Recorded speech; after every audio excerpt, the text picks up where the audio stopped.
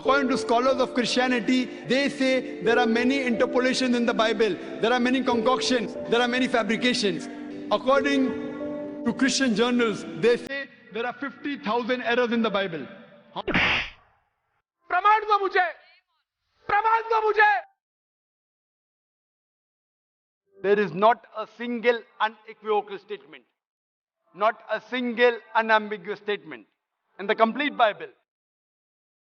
तू चुप रे बाबा, तू चुप रे. Where does he claim to be God? It took me a while, but I began to realize that when I read the New Testament the way it's supposed to be read, from the perspective of those who understand the Old Testament, then Jesus very clearly claims to be God. I didn't want to go to John. Most people said, look at John. In the beginning was the Word was with God, the Word was God, and the Word became flesh and dwelt among us, and we beheld His glory, glory of the only begotten. Look, clearly Jesus is claiming to be God here.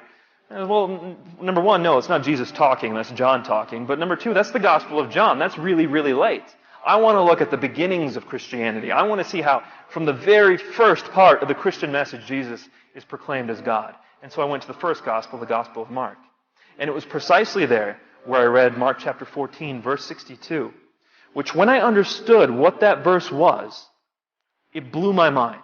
Here Jesus claims to be the Son of Man from Daniel. He claims to be the I Am from Exodus. And he claims to be the one sitting at the right hand of the power from Psalms 110, verse 1. Jesus very clearly claims to be God in Mark chapter 14, verse 62, when you understand its context.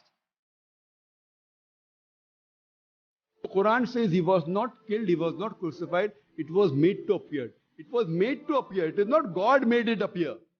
Quran doesn't say God made it appear. For example, go in a desert and I say that it is appearing, water is appearing to you. That doesn't mean that God is making it. It is a scientific mirage. So it's not mentioned Almighty God made it appear. It's not like that. It was made to appear so. That means they thought.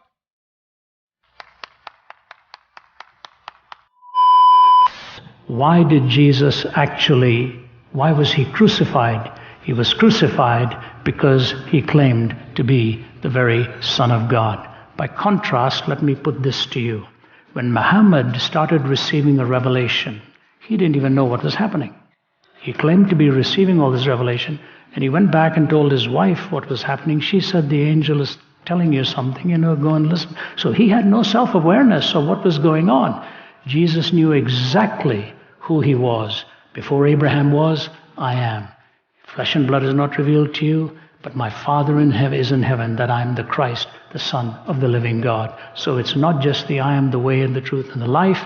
He claims to be pre-existent before any human being, and that is only an attribute of the divine.